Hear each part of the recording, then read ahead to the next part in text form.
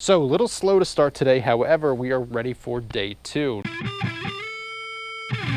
Now I'm trying to set this up to use only basic tools, and so most other people can do it at home if they want, and as such I'm taking a staged approach, so that way if you're like a weekend warrior, you don't have like a full week to do this like I do, you can do one section one weekend and the next section the next weekend. So as such, I'm going to start by focusing on the support frame that's going to be underneath the bed. That's going to be today's big goal, and beyond that, after I get the bed off the ground, that'll allow us to dry fit all the side panels and then sand everything out so it's nice and even, that we know the fitment's going to be pretty much perfect, and then that way we're really confident with how everything is going to fit for the final assembly. That's a big mistake I've made on a lot of previous projects, is I didn't do enough dry fitting throughout. So then when I got to the end and I put everything together, because it was all pre-cut, you know, the wood was slightly warped or not perfectly straight, and you have these little gaps or these little overlaps in places where they shouldn't have been. But by doing it this way, where we have the internal structure done and then we're putting on the outward facing boards at the very end, we're going to have a perfect fit because we're going to shim them on the actual structure. So today, obviously I can't just like super glue these together like this, so we're going to be drilling holes. I do have a pocket hole jig, however I'm trying to avoid getting super fancy because not everyone has one of those, and those are like $100. So instead I've got this dowel jig. This was like 15 bucks, and then with all of these dowels too, I think a total investment was like $25 to $30, so really not that much, a lot more obtainable. And then I bought a lot of like corner brackets and L braces. I've got like 40 of them, and that was like another $20. So very obtainable. That way if you have a drill, you can do all of it for relatively low cost, and it's not going to cost you a ton for new tooling. That being said, I made a list of where everything has to be pre-drilled this morning. That's another reason why I'm getting a little bit later of a start today. So now let's go through and start getting things together. The manufacturer of the Dowel Jig does make a pretty good video on how to use that, so if you're wondering how to physically use the jig, I'll let you look that up on your own. Their video is going to be a lot better than what I can show you. As for where we are placing the holes, they are only going to be in the legs, and it's basically going to connect the legs to the support that goes across. Now when I say the legs, you should have 4 pieces of the 2x4 that are cut to 11 inches long. So you want to drill into the narrow side of those, 4.5 and 6 inches down on center, measuring down from the top. I didn't want to dowel the legs to the sideboards as well, because if I ever move and I have to take this thing apart, you can't really take apart a dowel joint unless you cut it. So in the event that I ever move it, it's literally not going to be able to come out of my bedroom unless I start chopping this thing up. So with that in mind, I planned this very carefully to not only still make it stable, but to also have it be able to move out in the future. So on the legs that you are putting dowel holes, there's going to be 2 holes. One is going to be 4.5 inches down to the center of the hole, and the second one is going to be 6 inches down from the top of the leg to the center of the hole. And you want to make sure you measure from the top of the leg and not from the bottom. So therefore, if you have to trim it later, if you're making the leg shorter for whatever reason because you cut one too long, or maybe your floor is not level like I found out mine wasn't, and you have to shorten one of the legs to make your bed frame accommodate that, if you measured off of the bottom surface instead of the top, all of a sudden that's going to mess up how your drawers line up. So by measuring off of the top of the leg, that ensures that you're always going to have the right drawer height. Now the keen observers among you might say, oh, but Zach, you said you only needed 2 holes, but you drilled 3. Yeah, well, that's because I screwed up. But you know, as much as you might want to laugh at me, I gave you a stupid voice, so who's really the winner here? And then for the 4x4, you're going to take 3 of those 11-inch sections. Those are also going to be legs that get doweled, and those are a little bit more complex. So this is what you're going to do with those. And yes, I did draw this in Microsoft Paint. At the foot of the bed, there are 2 2x4s that you should have cut to 33 inches. Those are going to support the drawers, and they're going to be sandwiched between these 4x4s. So what you want to do is put 2 dowel holes into the end of those 2x4s, and then on the 4x4s, you're still going to go 4.5 and 6 inches down, but rather than going in the dead center of the board like you did on the 2x4s, you're going to offset it to one side, so that way when you stick the 2x4 to the edge of it, you're going to have a flat face on the side, and then the drawer slide for the drawers can fit against that face. This is literally the surface that you're going to mount your drawer to. So you want that to be flat along the length. Now keep in mind that those drawer supports are not necessary when you're building only the frame. So if you don't have drawers, you don't even need to do that part. And actually, now that I think about it, all of these dowel holes are strictly to support the drawers. So if you don't have any drawers, once again,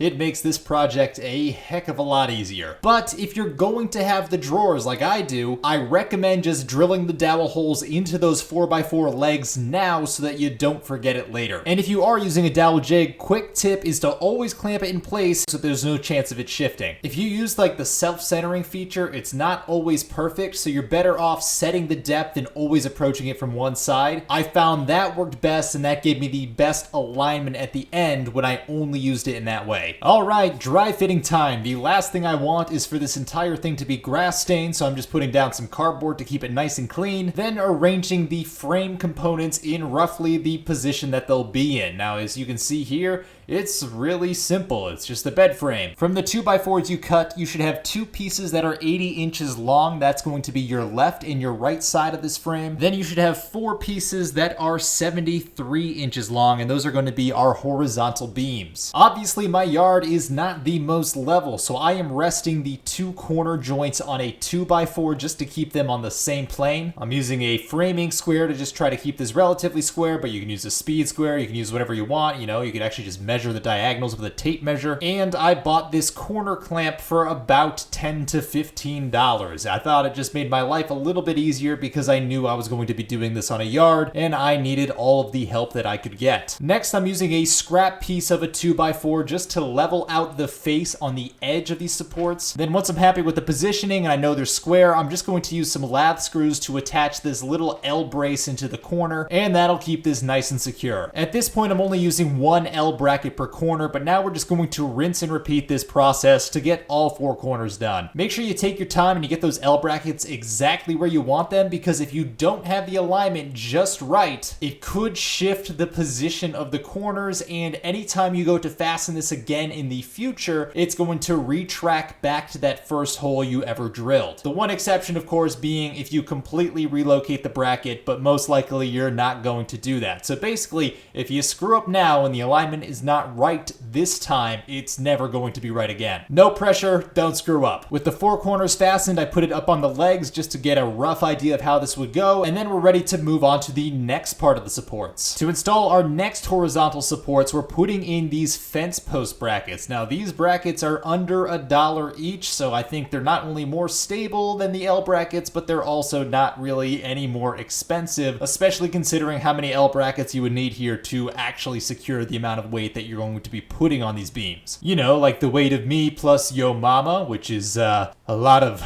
pounds. But anyhow, you're going to pick one of these two sides is going to be the foot of your bed. Measuring from the inside of the 2x4 at the end of the bed, this should be 30 3/4 inches on center for the first one and 60 inches on center for the second one. But for whatever reason, when I'm measuring my final assembly, it came out closer to 31 on center and 60 1/4 on center for the second. Now, honestly, you can put these more or less where you want, and it's just going to change the width of the drawers that you make. Or if you're not making drawers, it really doesn't matter where you put them as long as you have them somewhere. But my OCD kicking in, the fact that these are fractions and not whole inches, that kind of bothered me. Go ahead and place your brackets on the left and on the right side, obviously straight across from each other. And in the last episode, I said that you might have to trim some boards down, or you might need to leave some excess material on. For obvious reasons, the lath screw heads do not go through the brackets, so they do stick out a little bit. You will have to shave down these horizontal supports a little bit to accommodate the fact that those lath screws are going to be sticking out. Otherwise, you'll find that the center section of this bed is bowing out in the middle because you have the boards that are too long. Next, we are going to use those 2x4s that we'll be using for the drawer support. So you should have four of them that are cut to 32.75 inches or 32 3/4 inches, depending on how familiar you are with fractions. For all four of these boards, you're going to put two holes on the end of the board. If you're looking at it along the 3.5 inch width, you're going to go 1 inch in from either end, and that should give you two holes that are 1.5 inches apart, which, as you might notice, is the same spacing as the holes that you drilled earlier into the legs. So eventually, these holes here are going to plug directly into those legs with the dowels. That is what is going to give you a cross beam that you're going to mount your drawer slides to. I'm going to quickly mock these up before ending for the day, but if you're just looking to make only the frame for now, you can actually put in some corner brackets, I'll link those below, and use that to secure this top frame to some of the legs for now. now, specifically to those 4x4 posts. But what I'm going to be doing is, because I'm trying to pretty much one-shot this whole thing, is I will be sanding and then staining all of this before I do the assembly. And then because I'm trying to do that in one shot as well and do as little rework as possible, I'm also going to put in those cross boards that are going to support the drawer slides. I'm going to have to get those prepped as well before I'm assembling my frame. There's also some holes that I will be pre-drilling around those perimeter boards on the outside of the frame. We're going to use those to attach those outside facing boards at the final assembly level. So you could technically do those later on after the frame is assembled, but I think it is easier to do them when they're still maneuverable and on your bench top and not making a mess in your bedroom. That, and by sanding after you've drilled the holes, it gives you a better final product. And like I said, I want this whole thing to be perfect. So sanding and staining is most of what I'm going to cover in the next episode. So if you want, you can hang around and check that one out. But that should be about good for this one. So let's do some outro stuff to see where I was for that day. At this point, anything that was going to be going into the frame, both the drawer supports and the upper frame itself, has been now cut to the correct size. I did have an incorrect size board there for a while. And on top of that, anything that's going to be connected with these dowel pins will have those holes drilled already within the wood. So we're in pretty good shape. However, the sky is not looking the best right now. Supposedly I've got a couple more hours before it rains, but we're really fighting the clock here. So what that means is I'm going to try to get all of this sanded prior to the sky opening up. Then it's all going to get moved inside, and I'm going to try staining it tonight because I know it's going to be raining all day tomorrow, and the rain is going to make the staining look terrible. Humidity and stain do not play well. So that said, let's take this all apart and the clock begins. Because you already spent so much time getting the corners nice and lined up and square before putting those L brackets in, make sure you mark which corner is connected to which wood joint. That way when you're putting it back together, you know which corners you made it up before, and the holes already line up so that they will mate perfectly again when all you do is reinstall that bracket. That'll save you a lot of time later on. Literally just write a 1 on both sides of a joint on one corner,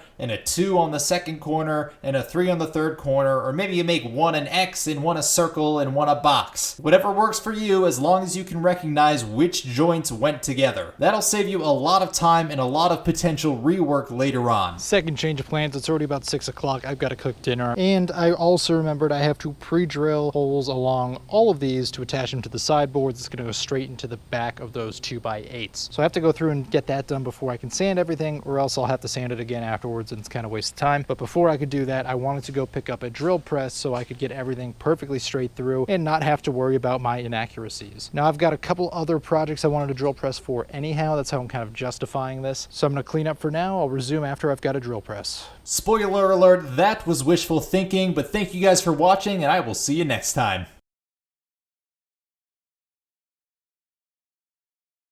Otherwise, the middle... Oh, shit. Oh, that's wet. Oh, fuck me.